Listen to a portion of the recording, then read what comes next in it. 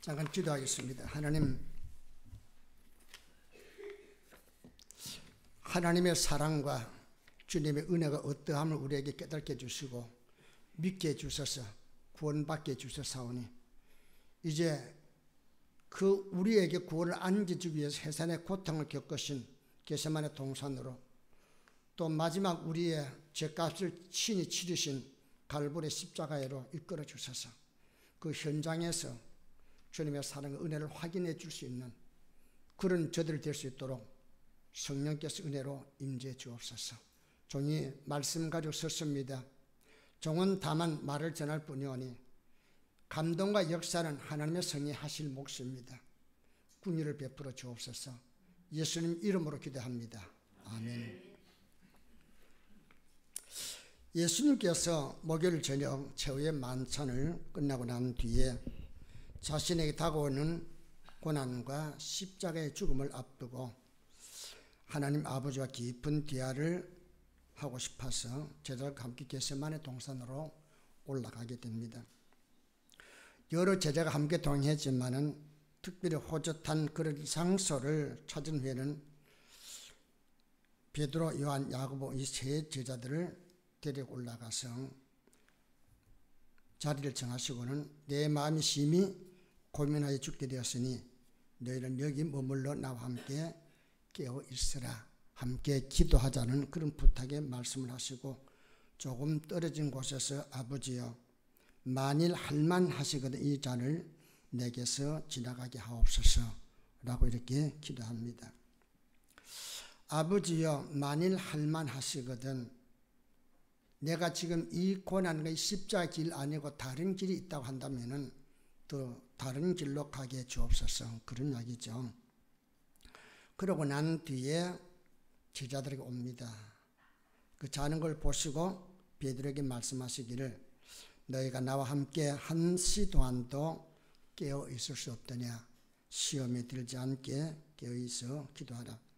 마음에는 원이로되 육신이 약한도다. 이렇게 말씀하시고 두 번째 기도를 시작하게 됩니다. 그때에 누가복음 22장 43절에 보면은 천사가 나타나 예수님의 기대를 도왔다라고 그렇게 말씀합니다. 그런데 누가복음 22장 44절에는 예수께서 힘쓰고 애써 더욱 간절히 기도하시니 땀이 땅에 떨어지는 비방울 같이 되었더라 라고 이렇게 기록되어 있습니다. 조금 전에는 천사가 예수님의 기도하실 때에 도왔다고 이렇게 말씀하시는데 분명 그 천사가 예수님의 기도하실 때 도와주었는데도 예수님이 기도하시는 그 모습이 얼마나 힘들었던지 땀이 땅에 떨어지는 빗방울 같이 되었다라고 이렇게 기록되어 있습니다. 얼마나 힘들었으면 그런 현상이 나타났을까 생각해 합니다. 예수님이 당하고 겪어야 했던 고난과 십자가의 고통은 세상 죄를 짊어지고 가야 할 하나님의 어린 양으로 보내심을 받은 자가 짊어지는 짐이었습니다. 하나님의 공의를 만족시켜 대속자로서의 본분을 감당하기 위해서 맞서야 할 대속자의 몫입니다.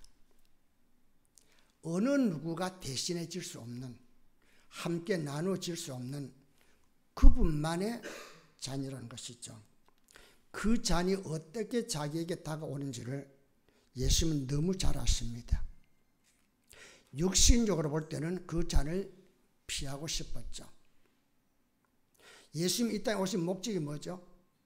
인간 구원을 위해서 대속자가 되기 위해서 오셨습니다. 다시 말해서 그 잔을 마시고 십자가에 죽기 위해서 오신 거예요. 그렇게 오신 그분이 막상 고난의 잔을 앞두고서는 뭐요? 가능하다면은 이 길이 아니라면은 이 길이 아니고 다른 길이 있다면은 그 길로 가게 해주소서라고 이렇게 기도한 겁니다. 예수님이 겪는 고난, 예수님이 짊어지는 십자가, 그 십자가에서 죽어야 할 그 모든 과정은 수종을 드는 천사도 예수님에게 도움을 줄 수 없었고 심지어 동행하는 제자들도 그 잔을 함께 나누어 마실 수가 없는 그런 특별한 잔이었다는 것이죠. 그것은 오직 인간을 구원하기 위해서 인간의 죄값을 짊어진 구원자의 몫이었다는 것이죠. 그런 까닭에 예수님은 세상 죄를 짊어진 중압감으로 인해 기도할 때에 이마에 흐르는 땀이 빗방울 같이 되었다라고 이렇게 기록하고 있습니다. 누구를 위한 기도죠?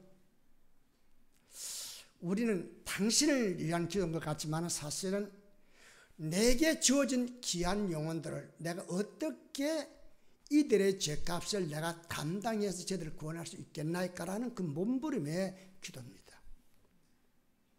근데 우리는 겟세마네 기도를 그냥 흘려보내잖아요. 아, 예수님께서 그렇게 기도했구나.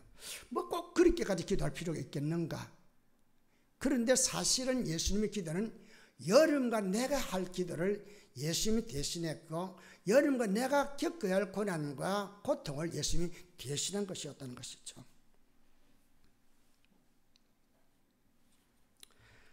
포도주를 얻기 위해서는 어떠하죠?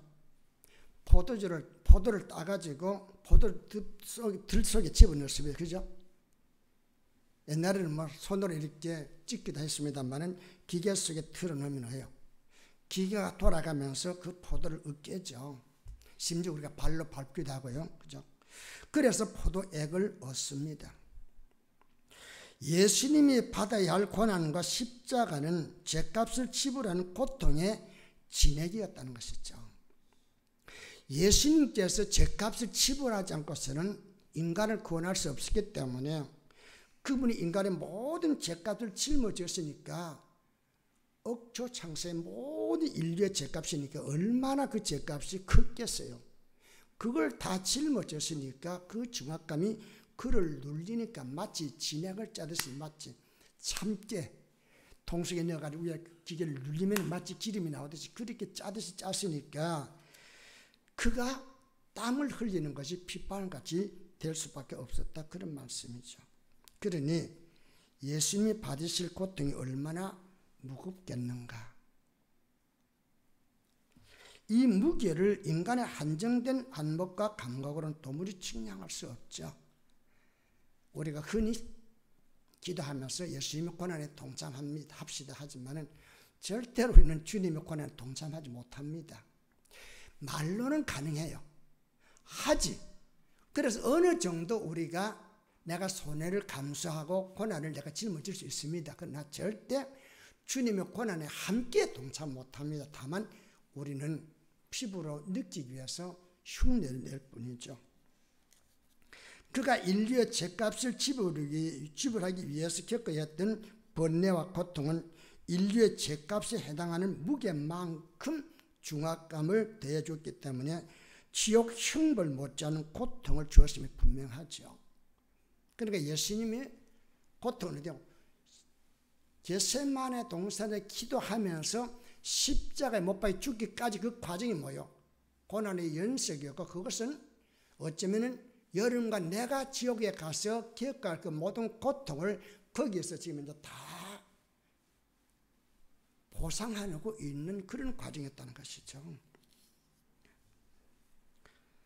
그러니까 예수님께서는 그렇게 하지 않고서는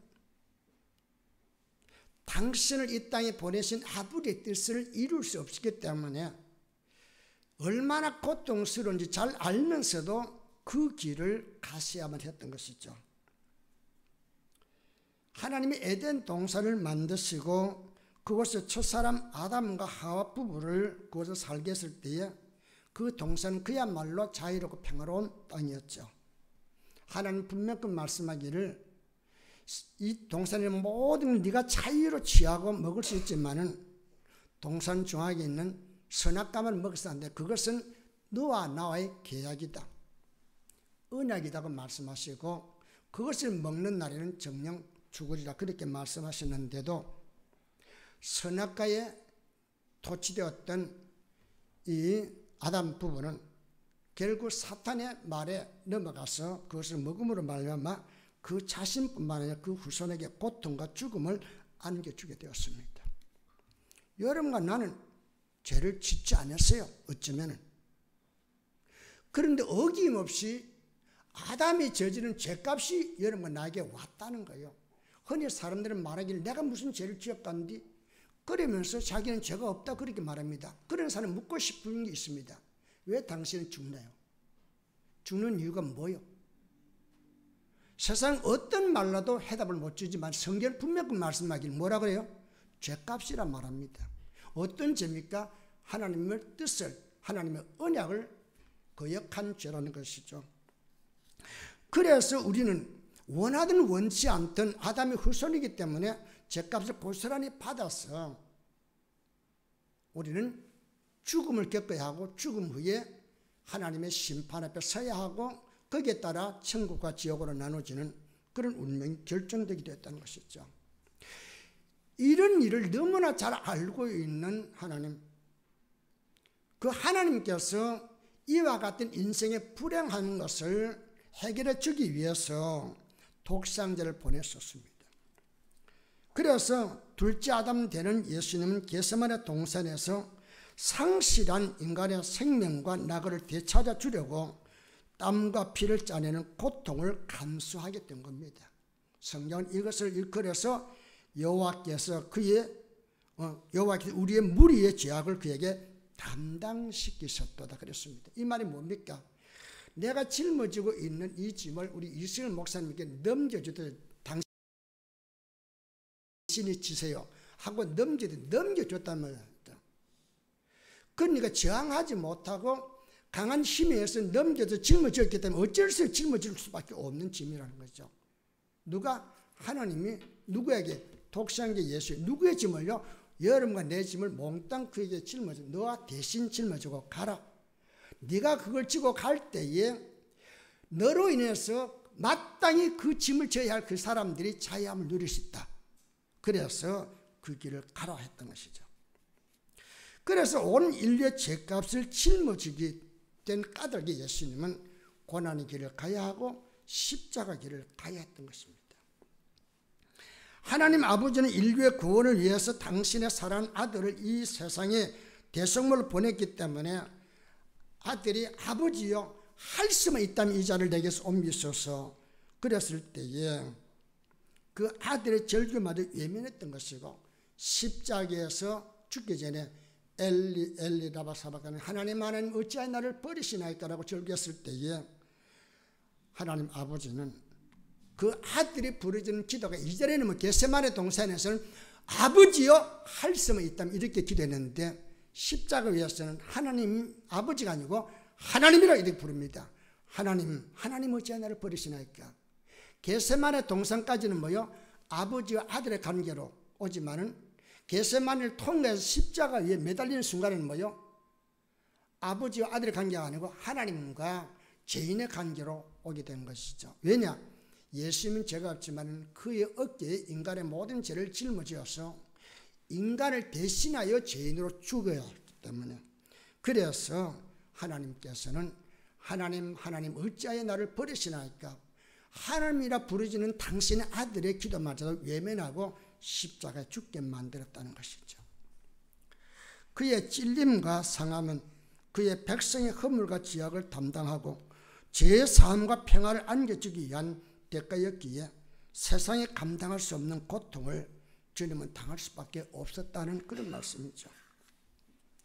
예수님은 우리에 대한 당신의 사랑을 확증하려고 애누리 없는 고통을 온전히 짊어지고자 심지어 사람들이 목말라 하고 신음하고 있는 그 예수님을 보기가 너무 민망스러워서 신포도주에다가 형을 맡겨서 이렇게 입에 대주면서 이거라도 입에 대면 그래도 진통을 아픔을 조금이라도 잊을 수 있기 때문에 그렇게 해주겠다는 것마저도 예수님은 거절하면서까지 죄는 우리가 범하고 죄값은 예수님 홀로 당할 때에 우리 같으면은 내가 이양 십자가 지지만 고통을 좀 절감해 주세요.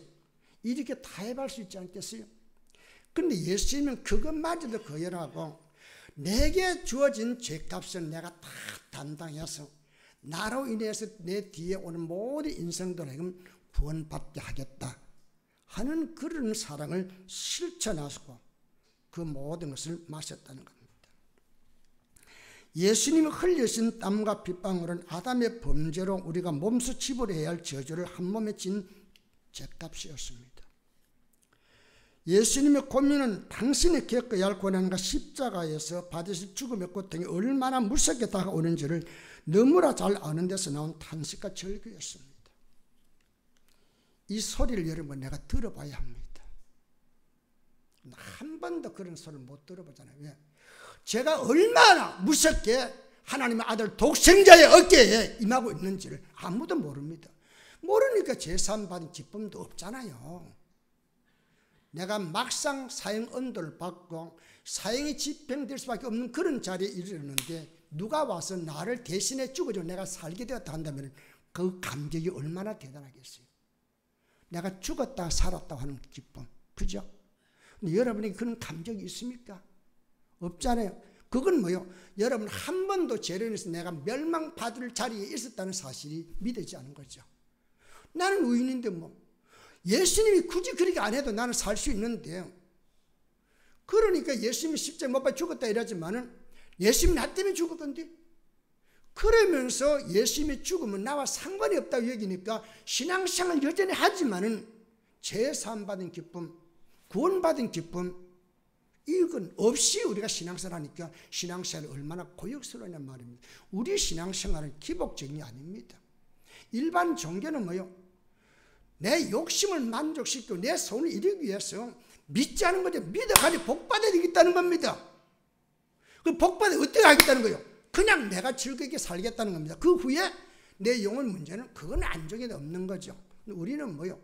육신도 물론 잘 살아야 되겠지만은 우리의 육신이 담고 있는 내 영혼의 문제를 그릇도 아니지 해결받고, 내 영혼이 해결받을 때 내 영혼이 잘 때까지 범세가 잘도 강건해지는 은혜와 축복을 누릴 뿐만 아니라 영생 복락에 대한 소망을 가리기 때문에 환난과 역경의 바람이 내게 다가온다 할지라도 나 두렵지 않냐, 나 두렵지 않는 것이 뭐예요? 내 가야 할 인생의 일이 분명히 정해졌기 때문에 이 땅의 삶이 끝나고 난 뒤에 나를 위해서 예비하신 하늘나라에 있다는 그 소망을 가리기 때문에 사망아 내 쏘는 것이 어디 있냐, 사망아 내 이기는 것이 어디 있냐, 우리에게 이김을 주신 하나님께 감사하노라 할렐루야 찬양할 수 있다는 것이죠. 그것은 바로 예수님께서 왜 십자가에 죽어야 했으며 그 죽음의 의미가 무엇인가, 십자가의 죽음의 가치가 어떻게 내게 다가왔는가, 그걸 알아야 되는데 우리는 그거 없이 그냥 종교적인 열심만 가지고 교회를 다니고 있다는 것이죠.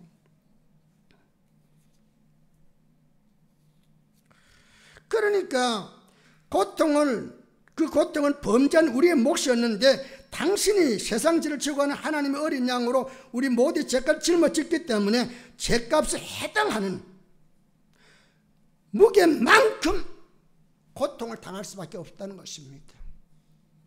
짧은 기간 동안이지만 예수님은 그야말로 지옥의 고통을 온전히 그가 경험한 바 되었다는 것이죠. 제가 얼마나 무섭고 죄값을 처리하며 얼마나 어려웠다면 하나님의 아들이 직접 와서 고난과 십자가의 죽음으로 해결하려 했을까요? 우리는 너무 죄를 가볍게 여기잖아요. 그렇잖아요. 그런데 하나님께서 보실 때는 제 문제는 쉽게 해결될 수 없는 일이란 말이에요. 그래서 당신의 아들을 보내서 죽이면서까지 해결했던 거 아니에요. 근데 우리는 내가 예수 믿기 때문에 내가 좀 죄 좀 버려도 난 괜찮다, 어떻게 그런 말을 예수 앞에 할 수 있느냐 말입니다. 내가 연약해서 나도 모르게 범죄하는 그런 경우는 있을지 모르지만 내가 고의성을 띠고 내가 일부러 죄를 즐거워해서 죄를 짓는 법은 없단 말입니다. 그잖아요. 왜 그래요? 죄값이 얼마나 무서운데. 그래서 예수님께서 십자가에 죽으시는데 사도 바울은 이를 뭐라고 표현했냐면 그리스도께서 우리를 위하여 죽으심으로 하나님께서 우리에 대한 자기의 사랑을 확증하신다는 것입니다. 확증이 뭐요? 확실하다, 도장 팍 찍었다는 것이죠. 더 이상 변할 수 없는 증거가. 하나님이 여러분과 나를 얼마나 사랑했다요?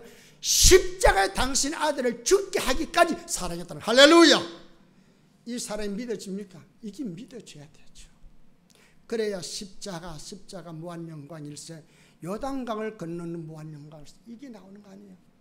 그런데 십자가를 봐도 감격이 없어요. 어떤 사람도 좀 배웠다는 사람 그러잖아요. 아이고 왜 놈의 십자가 이렇게 많으냐고. 십자가 많아서 나쁜 게 뭐냐고요. 예? 그럼 절이 많아 좋겠어요? 세상에 온 지붕이 다 십자가로 이렇게 입혀서 얼마나 좋겠어요. 그렇게 안 되는 걸 우리 안타까워. 물론 잘못된 교회가 있고 잘못된 십자가로 인해서 예수님을 욕되게 하는 경우도 없지 않아 있지만은 우리는 그렇게 섬겨서는 안 된다는 것이죠. 하나님 나를 얼마나 사랑했느냐, 그 사랑을 내가 확증하려면 어디로 가야 돼요? 십자가로 가라는 거예요. 그 십자가에 보면은 하나님께서 죄를 얼마나 무시하게 여겼다면은 죄는 절대로 용납할 수 없어. 죄값을 받지 않고 용납할 수 없기 때문에 당신의 아들이라도 받아야만이 인간을 구원할 수 있다. 하나님의 공의가 완성된 것이고 하나님께서 당신의 아들까지 아끼랑 십자가에 내어 주기까지 우리를 사랑한 사랑이 확증된 것이란 말이에요. 그러니까 십자가가 얼마나 귀하고 얼마나 보배롭고 얼마나 아름답고 그런 거냐 말입니다. 히브리 기자는 12장 2절에 믿음의 주요 또 온전케 하신 이 예수를 바라보자. 그는 그 앞에 있는 기쁨을 위하여 십자가를 참으사 부끄러움을 개의치 아니하시더니 하나님 보좌 우편에 앉으셨느니라. 이렇게 기록하고 있습니다. 이게 무슨 말입니까? 예수님이 온갖 고난을 겪고 십자가에 죽기까지 자원한 것은 우리에 대한 하나님의 사랑 은혜를 베풀기 위한 동력 때문에, 다시 말해서 사랑 때문이었다는 것이죠. 왜 십자가를 짓고 죽기까지 참으셨습니까? 그래야만이 여러분 나를 구원할 수 있었기 때문에. 그래서 십자가에 달렸을 때의 참다한 모습과 하나님 보좌 우편에 앉으신 예수님의 당당한 영광의 모습을 함께 볼 수 있어야 된다는 이 말이에요. 그런데 우리는 안 보잖아요. 볼 생각도 안 하잖아요. 그래서 어떻게 하겠다는 겁니까? 신앙생활. 신앙생활은 처음부터 마지막까지 예수 따라가는 생애입니다. 할렐루야. 예수 따라가야 되는 거예요. 예수님의 고난이 내 고난이고 예수님의 부활이 내 부활인 거예요. 다음 주 부활주의를 맞이하겠습니다만 예수님께서 죽음에 부활할 때 나도 함께 부활했다 이런다면 뭐요? 내가 예수 안에서 나는 새로운 생명과 영생을 얻었다는 이 확신이 우리의 삶을 휘어잡아야 되는 거 아니에요? 그런데 예수 부활했다 찬송을 하면서도 부활의 기쁨이 내 기쁨이 안 된다. 무슨 성이 있느냐 말입니다. 그잖아요. 십자가를 참고 부끄러움을 개의치 아니하였던 까닭에 지금은 하나님 보좌 우편에 앉으셔서 당신의 희생으로 구원받는 무리들이 천국으로 들어오는 것을 바라보고 기뻐하고 있다는 거예요. 어디서? 천국에서. 누가? 예수님께서. 어떻게 해서? 당신의 희생으로 말미암아 여러분 내가 구원받는 것을 바라보고 너무 좋아하고 있다는 겁니다. 해산의 고통 없이 출산의 기쁨을 가질 수 없는 것처럼 당신의 희생이 있었기에 우리로 하나님의 자녀로 거듭나게 했고 구원의 은총을 누리게 했다는 것이죠. 그것을 주님은 지금도 바라보고 계신다는 겁니다. 어떤 마음으로요? 너무 기쁘게. 어디서? 영광의 보좌에서. 그래서 우리에게도 고난이 온다 할지라도 예수 그리스도 때문에 받는 고난 여러분 즐거워하자는 거죠. 할렐루야. 왜 그래요? 주님처럼 우리가 이 땅에 고난 받다가 하늘나라 가면 영광의 보좌에 앉을 것이고 함께 그 영광을 누리게 된다는 것이죠. 당신은 고통을 당해도 우리는 평화를 누리기를 원했고 당신은 십자가의 죽음을 찌라도 우리는 구원을 받기를 원했으며 당신은 지옥의 형벌을 받을지라도 우리는 천국과 영생을 소유하기를 원했습니다. 당신은 가시가를 쓰지만은 우리는 면류관 받기를 원하시는 마음에서 그 무섭고 고통스러운 고난과 십자가를 기쁘게 참으셨다는 그런 말씀입니다. 말로 표현할 수 없는 사랑 은혜가 십자가를 통해 표출되었으니 십자가는 종교적인 상징물이나 액세서리가 아닙니다. 나를 구원한, 나에게 구원을 안겨준 진정한 보배라는 겁니다. 십자가는 죄에 대한 하나님의 공의를 만족시킨 곳이며 죄인을 향한 하나님의 사랑을 완벽하게 확증시켜 구원을 성취한 곳이기에 십자가는 구원받은 모든 자의 기쁨이고 자랑이 된다는 것이죠. 그래서 사도 바울은 뭐라고 말합니까?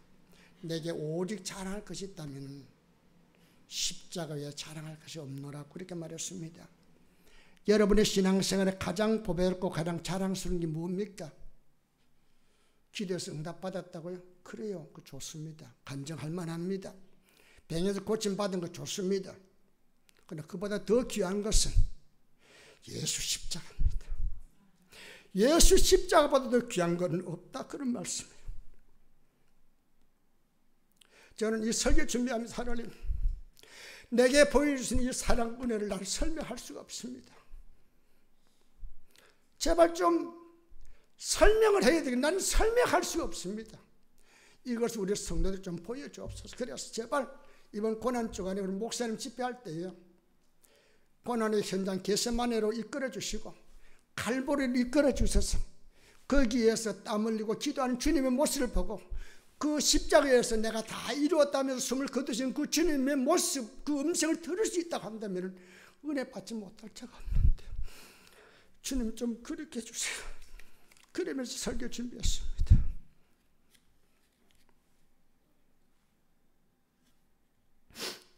그곳에서 고민하는 주님의 신음소리를 들을 수 있다면, 십자가를 지고 해산의 고통을 겪으신 그분의 처절한 모습을 볼 수 있다면, 그처럼 모진 고통을 겪으면서 구원을 완성하시고 내가 다 이루었다고 승리의 객을 부르신 그분을 음성을 들을 수 있다고 한다면, 나를 향한 그분의 사랑 은혜를 음성을 들을 수 있다고 한다면, 어찌 웬 말인가 나를 하여 주 돌아가셨나, 이 벌레 같은 날 위해 큰애 받으셨나, 늘 울어도 눈물로서 못 갚을 자라 몸 밖에 들을 것 없이 이문 바칩니다. 이런 신앙 고백을 하지 않을 수 있다는 말입니다. 나는 우리 모든 성도들이 이 은혜 가운데 이끌림 받기를 주의 이름으로 축원합니다. 그래서 세상 사는데 나를 부러워하냐 할 때 나 또한 세상 사는 부럽지 않네. 오직 예수 그리스도를 알고 있는 그 믿음이 나를 부유하게 만들어서 초막이나 근거는 어디든지 주님 오신 것이 천국이라고 이렇게 노래하며 갈 수 있다고 한다면 이보다 더 귀한 삶이 어디 있겠냐 말입니다. 주님의 엄청난 희생으로 얻은 구원을 우리는 등할 수 없고 찬양하지 않을 수가 없습니다. 고난 주간은 이러한 주님의 사랑 은혜의 발자취를 되새겨 보는 주간입니다. 주님의 고난과 죽음이 있었기에 오늘의 구원받은 내가 있었습니다. 하나님의 사랑 은혜 속에 오늘 내가 살게 되었습니다. 말로 표현할 수 없는 주님의 사랑과 구원의 은총 속으로 깊이 이끌림 받는 고난 주간이 되어서 부활절에 부활의 생명 얻은 기쁨으로 감사하고 찬양하는 그런 부활절이 되었으면 얼마나 좋을까. 그렇게 되기를 소망하면서 이 말씀을 여러분께 전합니다. 아무쪼록 주님의 은혜와 사랑 가운데 이끌림 받는 한 주간 꼭 될 수 있기를 바라며, 고난 주간 집회 가능하다면 여러분 참석하소서. 정말로 나를 위해서 여러분 내가 고통당한다고 해서 주님께서 좋다고 하거나 싫다거나 그러진 않아요. 주님이 이미 당신의 몫을 다 담당하고 지금 당신이 이루는 그 구원의 보좌 앞으로 여러분과 나와서 그 은혜를 먹고 마시는 것을 지금도 기다리고 있는 거죠. 그러므로 전부의 의지 없이 손들고 옵니다 하는 그런 마음 가지고 나와서 여러분의 은혜에 참여한다면 이번 고난 동안 여러분에게 정말 획기적인 은혜를 경험하는 축복의 그런 날이 될 줄로 믿습니다. 기도합니다. 하나님의 사랑과 은혜 가운데로 이끌어 예수님을 구주로 영접케 하고 구원을 이루어 주신 주의 성령님, 이 시간 우리들을 2000년 전에 주님이 기도하시던 겟세마네 동산으로 이끌어 주시고 주님께서 당신의 몸을 십자가에 매달고 내가 다 이루었다는 그 현장을 이끌어 주셔서 그곳에 나타난 하나님의 공의와 사랑을 보고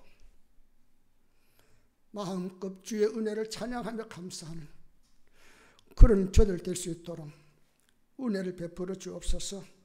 종은 이 귀한 은혜와 사랑을 다 표현할 길 없지만 주의 성령님 우리 심령에 찾아와 주셔서 경험되게 만들어 주심으로 그 크신 하나님의 사랑, 말로 다 표현할 수 없다고 하는 이 고백을 자연스럽게 강하게 담대하게 외칠 수 있는 우리 모두가 될 수 있도록 복을 나려 주옵소서.